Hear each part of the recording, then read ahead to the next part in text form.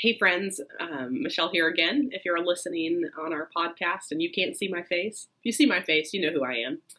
Good to be with you again for this 33rd day of our Lenten devotional, Good Enough.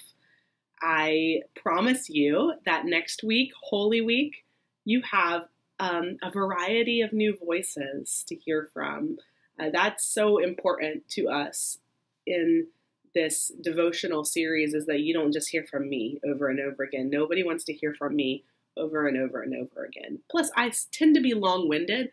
I don't know if you noticed, but some of the longest devotions have been from me. I somehow can't seem to make it like 5 to 6 minutes, but some of you can, which is a lovely gift to us on our in our busy schedules to only have to listen for about 8 minutes and get the gist of it.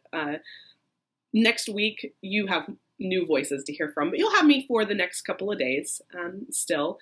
And we do have one slot available for next week, and that is Maundy, Thursday.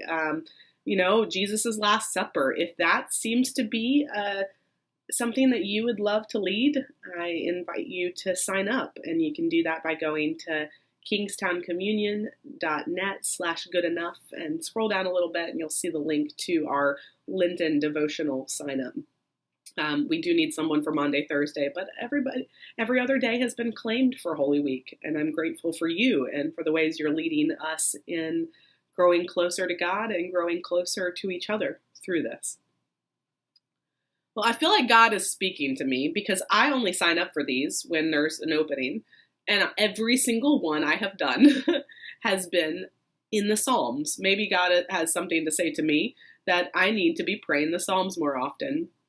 Today we are in Psalm 143, but before we read that psalm, to give us some context, we are talking today, Kate is talking today in her chapter about care and pain, and what pain is, and what care looks like in the midst of pain.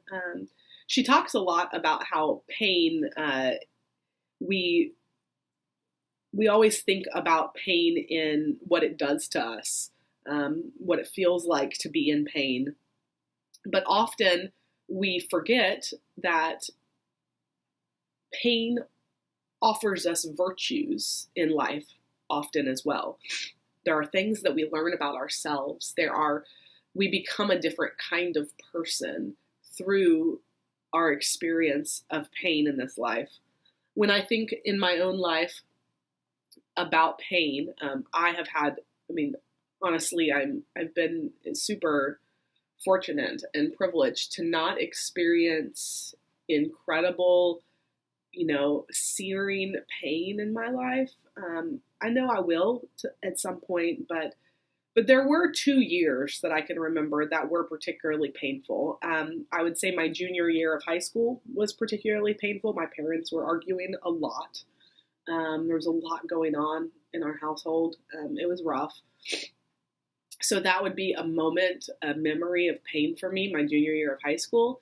And then my first year of ministry at Kingstowne is another moment of pain in my life. Just a moment where things were utterly out of my control and feeling very lost and feeling very much like I don't know where God is.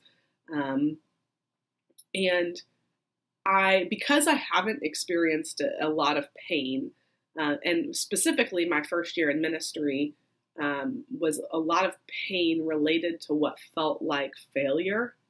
I had spent most of my life avoiding failure because I don't like it at all. Who does? But specifically as an achiever, I cannot stand failure. And I hadn't had too many experiences, really not much experience at all, with that feeling, that deep, painful feeling of failure. And in my first year here at Kingstowne, it felt every day like the Good Friday of failure. That's what it felt like. If I look back now, I can absolutely recognize that I was clinically depressed that year and did not know it.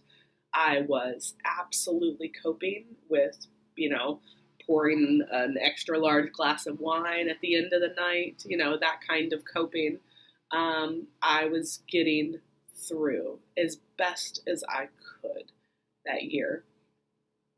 And I am so grateful for that year of my life. And I say this because without that experience that incredible experience of failure and that incredible experience of I cannot do this by my own ability, and the lack of control, it has informed every year of my ministry since. I am a better pastor, I'm a better leader, I'm a better person for knowing what the Good Friday of failure feels like. And because of that, I'm able to fail forward. I guess that's a phrase that I like to use, that failure is not the end, that the utter pain of self-doubt and the lack of self-worth and the moment where you feel like you have ruined it, that kind of failure is not the end, but it fails us forward into whatever the next step is.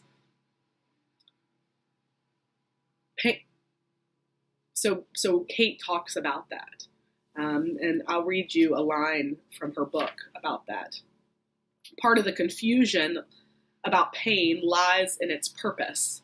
Much pain can and should be avoided, even prevented. Much pain can and should be avoided, like abusive relationships and self-harm and brokenness and dysfunction and pathologies of all kinds.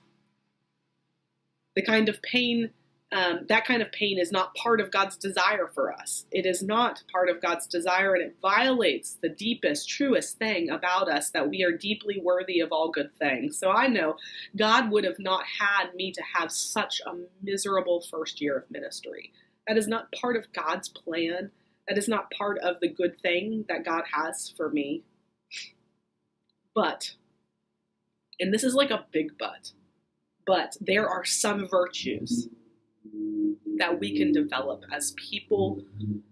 There are people we can become through that moment of sacrifice and pain. They're not easy.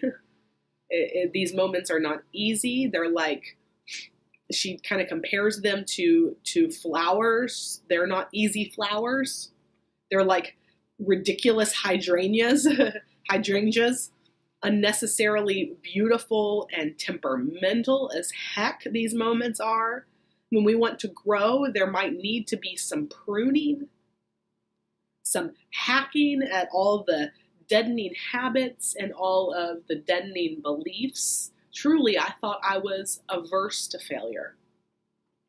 It needs some watering, some readjusting, so that we might grow toward the light, but pain can get us somewhere.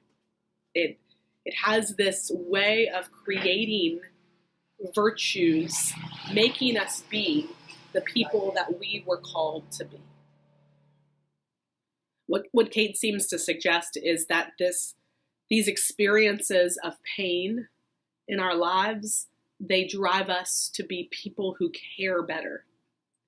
They create these kind of virtues in us, make us these kind of people that are able to care better for others, care better about the anguish of our world, care better about the injustice of our world. So hear this prayer, pray this prayer with me from Psalm 143. Hear my prayer, O Lord. Give ear to my supplications in your faithfulness. Answer me in your righteousness. Do not answer into judgment with your servant, for no one living is righteous before you. For the enemy has pursued me, crushing my life to the ground, making me sit in darkness like those long dead. Therefore, my spirit faints within me. My heart within me is appalled. I remember the days of old. I think about all your deeds. I meditate on the works of your hands. I stretch out my hands to you. My soul thirsts for you like a parched land. Selah. Answer me quickly, O Lord. My spirit fails. Do not hide your face from me, or I shall be like those who go down to the pit. Let me hear of your steadfast love in the morning, for in you I put my trust. Teach me the way I should go, for to you I lift up my soul. Save me, O Lord, from my enemies. I have fled to you for refuge. Teach me to do your will, for you are my God. Let your good spirit lead me on a level path. And for your name's sake, O Lord, preserve my life. In your righteousness, bring me out of trouble. In your steadfast love, cut off my enemies and destroy all my adversaries, for I am your servant. You see this mix in this psalm of the pain that we experience in life, pushing us forward to become servants of the living God. That your unique pain creates these virtues within you that allows you to be more present than you could have ever been before. Kate talks about this in her book, and she writes this beautiful blessing that I would love to pray over you today. But first, I ask you to think about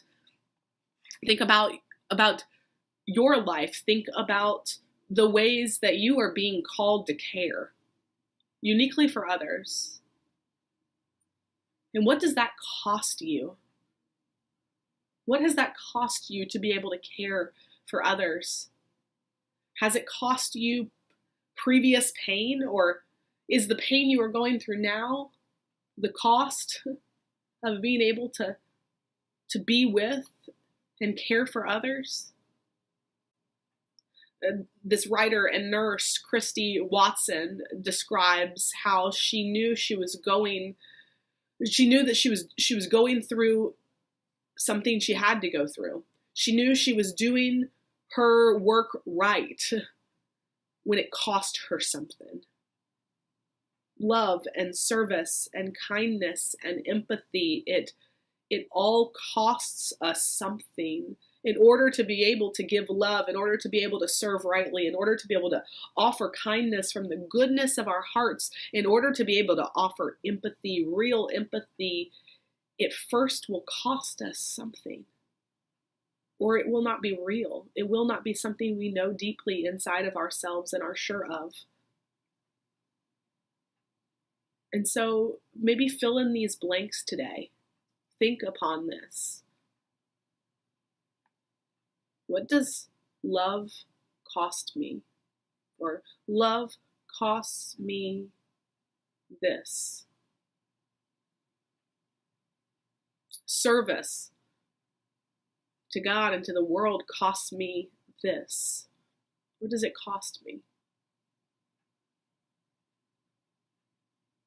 Kindness that defies everything, that makes people go, how could somebody be that kind?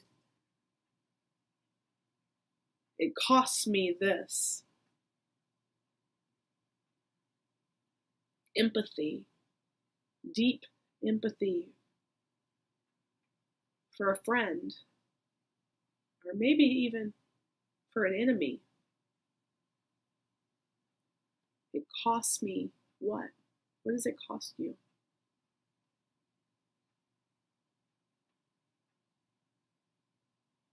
As we close, hear this blessing. For when caring costs you. For when you are a person who can care better because you have known what pain is. Blessed are you who want your life to count. You who do the right things, who hope it will all add up to something. That is some good math. But blessed are you who do terrible, terrible math. You who care about strangers. What a waste. That wasn't going to get you a nicer apartment. You who give your health in service of people who might not even deserve it and who never say thank you to you. You who have been protecting yourself or, God forbid, sleeping through the night. But you are here instead. Blessed are you who listen to long, winding stories from lonely hearts instead of rushing off to more interesting friends. You picked boredom or loving strangers instead of the warmth of being known. That was your time, and you're never going to get it back. Blessed are you who love people who aren't grateful, the sick who endanger your health, the deeply boring who know you have things to do. Loving people can be the most meaningful thing in the world, but it can also be hard and scary and boring and disgusting and sad and anxiety-inducing with zero overtime. So bless you, dear one. Bless you, dear ones, today. You who made these bad investments, those acts of love that are not going to add up to success in the way the world sees it. You are the definition of love.